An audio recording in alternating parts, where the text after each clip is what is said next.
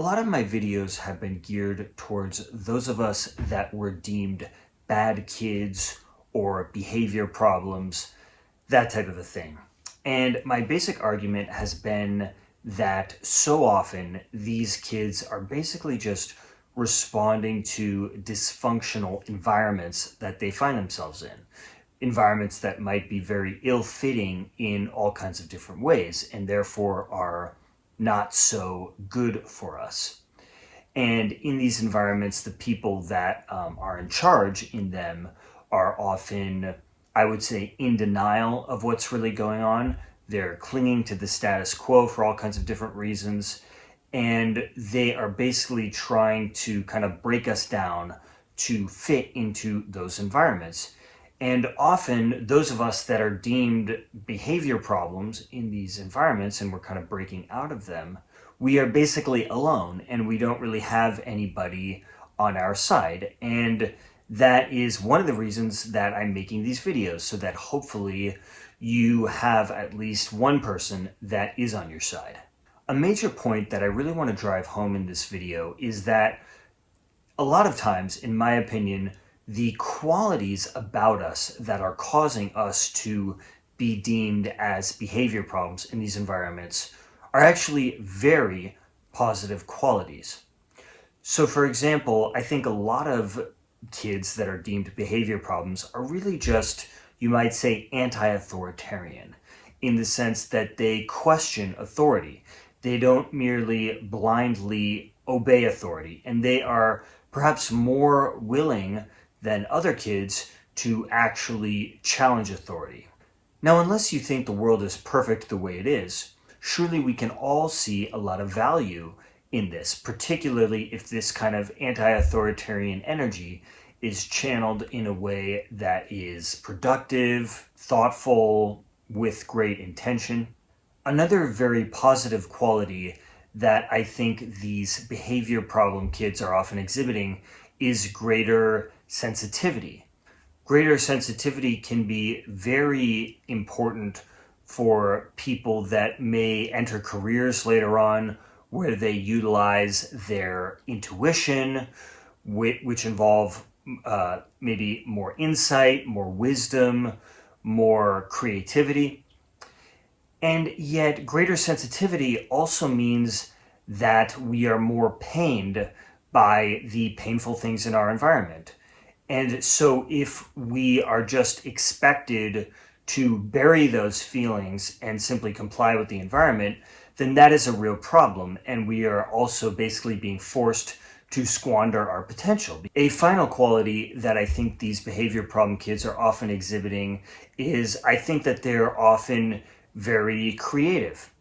But of course, this will come up against the very anti-creative school systems that many kids are forced into, where the teachers often expect us to simply obey and do what they ask, rather than really help us to kind of cultivate our creativity and our intuition and learn to follow that and take that forward in the world.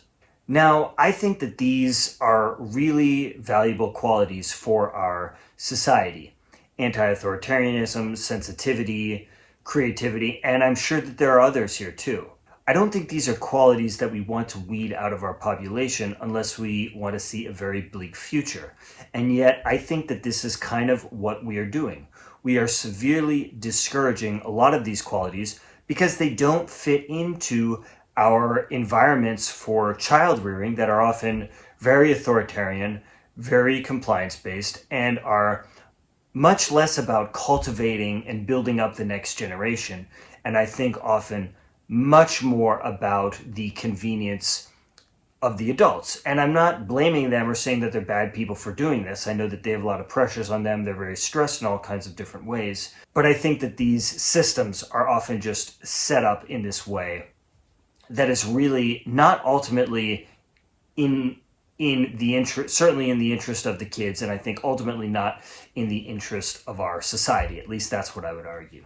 Now, what do we do to these kids that exhibit some of these behaviors and are not fitting into their environment? Well, I think a lot of what we do is we psychopathologize them and we basically break them down to get them to fit in by drugging them, by engaging in behavior modification, by disapproving of them, by coercing them.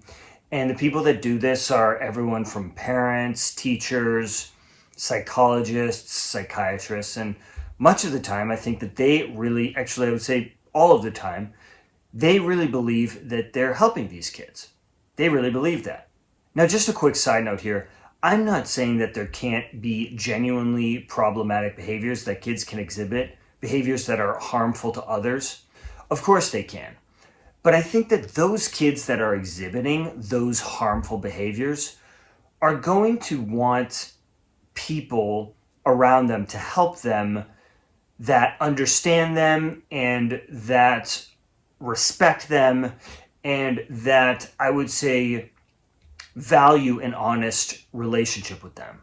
They're not going to respond well, as nobody would respond well, to coercion. Yet this is so often what we do, is we just coerce these kids. We think, uh-oh, this behavior is not what we want. We need to exert control. And I think often this just makes matters worse. It also has the potential to ruin relationships and cause tremendous trauma. And also, I think often this kind of very controlling, authoritarian approach to children is often the cause of this bad behavior. At least that's my view. So getting back to these very positive qualities that I think these so-called behavior problem or bad kids often exhibit, I think that a huge pillar of our personal development journey can be about reclaiming these qualities, taking them forward into the world, and really kind of being that change in the world. And I think that this is a big part of how we get onto our kind of unique path where we really feel like, yes, this is what I was put on the planet for. I think that that is a very important way of getting there. And when we are on that path, we feel a great sense of power, a great sense of well-being and joy. We all, I think, want to experience great purpose in our lives, great meaning. And we all have different paths to getting there.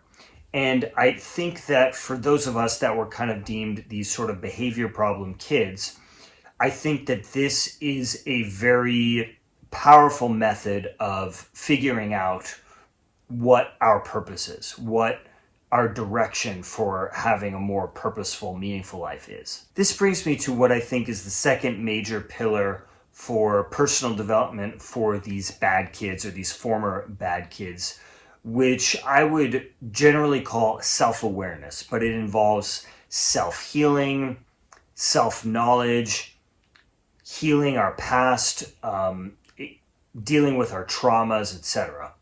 Our society calls this mental health. You might also call this spirituality. And I think it's really just about becoming more aware of our own inner world and becoming really conscious of everything that is coming up.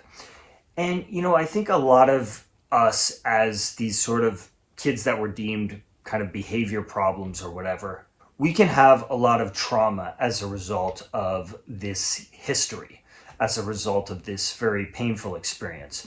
And all of that trauma is basically like garbage that is piled on top of our creativity and our intuition.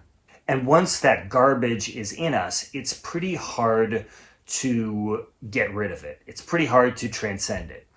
We absolutely can get rid of it and we can transcend it. At least that's what I believe. That's certainly been my experience. But it takes time. And that's why I think what is really important here in this second pillar of self, which I would call self-awareness, what's really important is having a practice of developing self-knowledge, of self-healing, of really feeling our own gut feelings again, and becoming very aware of what is coming up in us and really examining our inner world. I think it's essential to have a daily practice where we do this. And along with this, I think that it is really important for us to kind of reclaim the truth of our experience. Because when we go through all this, I think that it's inevitable for us to become indoctrinated by the perspective of the society that has treated us this way and has made us think that we are behavior problem kids. And so to some extent, we're going to buy into it. And I think that that's somewhat inevitable, even for those of us that have this very strong inherent connection to ourselves. And so I think that it is essential for us to really reclaim our own narrative about what happened. Because I think initially, early on, when we're just kind of waking up to this stuff, we can feel very, very brainwashed because on some level we get it. We're starting to get the truth of this, but we haven't really integrated it. We're still maybe believing a lot of those old stories. Maybe we're still convinced that there's inherently something wrong with us, and we haven't yet learned the truth of what happened to all of us. And it is a very rewarding and very cool process to really be able to embody in a very strong way the more true narrative.